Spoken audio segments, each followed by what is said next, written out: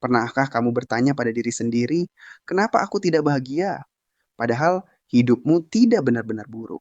Kamu punya makanan, tempat tinggal, hiburan tanpa batas di genggaman tangan, dan mungkin bahkan orang-orang yang peduli padamu.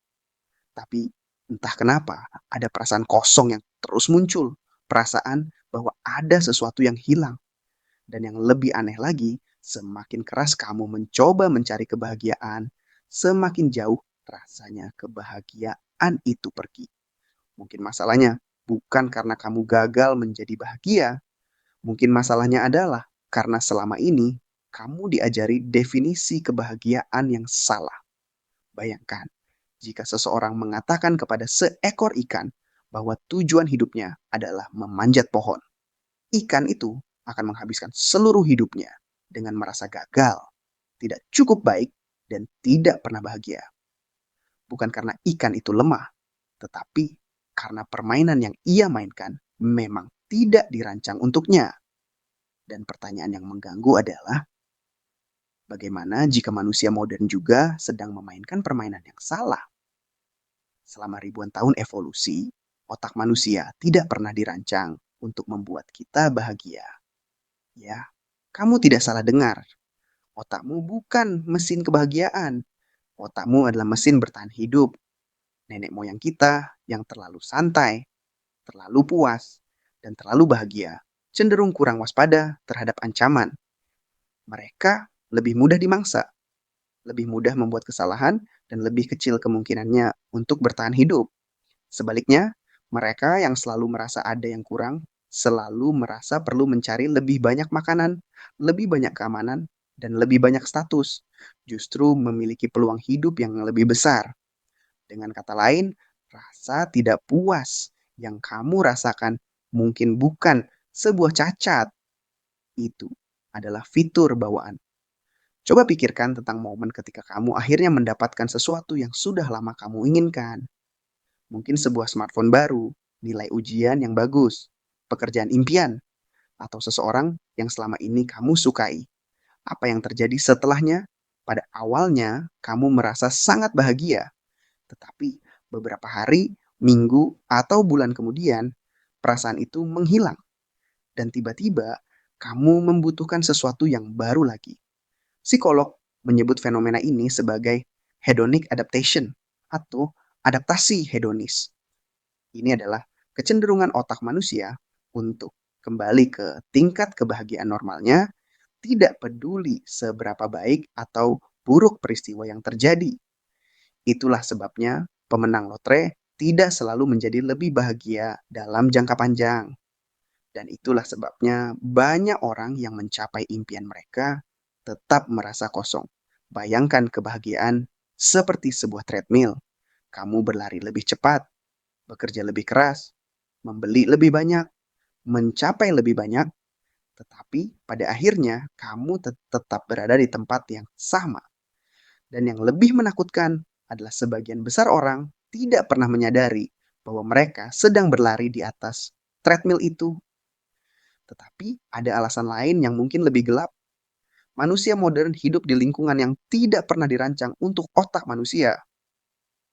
Selama hampir seluruh sejarah evolusi kita, manusia hidup dalam kelompok kecil, bergerak setiap hari, melihat alam, berinteraksi langsung dengan orang lain, dan menghadapi tantangan yang nyata. Namun sekarang, kita menghabiskan sebagian besar waktu duduk, menatap layar, membandingkan hidup kita dengan ribuan orang lain, dan menerima rangsangan tanpa henti setiap detiknya.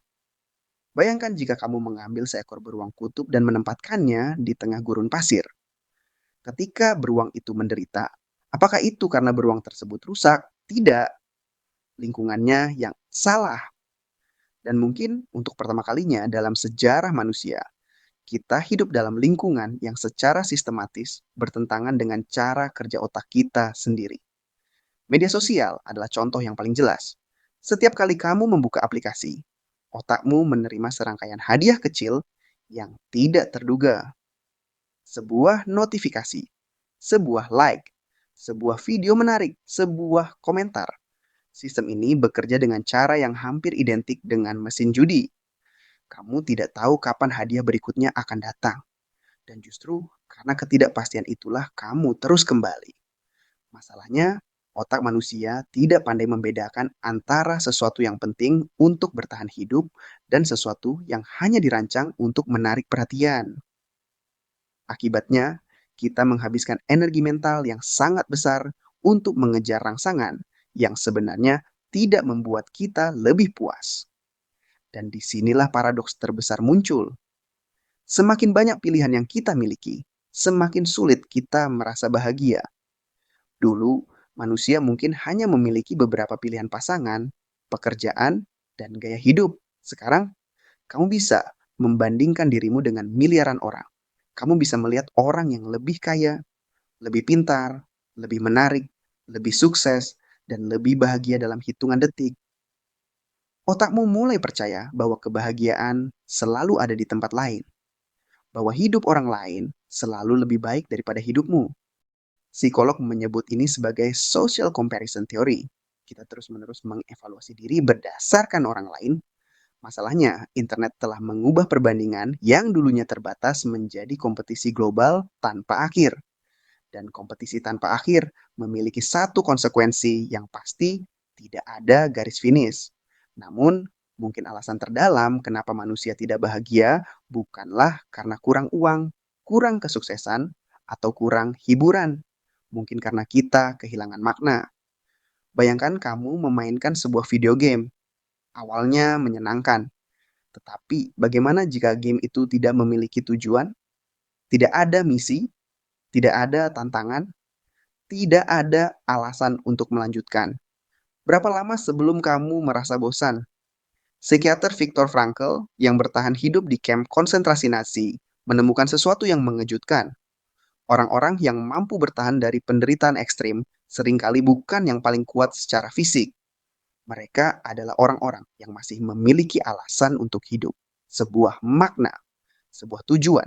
Dan ironisnya, di zaman modern, ketika kita memiliki lebih banyak kenyamanan daripada generasi manapun sebelumnya, kita justru mengalami krisis makna yang belum pernah terjadi sebelumnya. Kita diberitahu untuk mengejar kebahagiaan, tetapi kebahagiaan ternyata bukan sesuatu yang bisa dikejar secara langsung. Kebahagiaan sering kali muncul sebagai efek samping dari sesuatu yang lain. Hubungan yang bermakna, perjuangan yang bernilai, tujuan yang jelas, dan perasaan bahwa hidup kita memiliki arti. Ini menjelaskan mengapa seseorang bisa lelah, sibuk, dan menghadapi banyak kesulitan, tetapi tetap merasa puas. Sementara orang lain bisa memiliki segalanya, tetapi tetap merasa hampa. Lalu, apakah ini berarti kita ditakdirkan untuk tidak bahagia? Tidak juga. Tetapi mungkin kita harus menerima satu kenyataan yang tidak nyaman. Kebahagiaan bukanlah kondisi permanen. Kebahagiaan bukanlah tujuan akhir.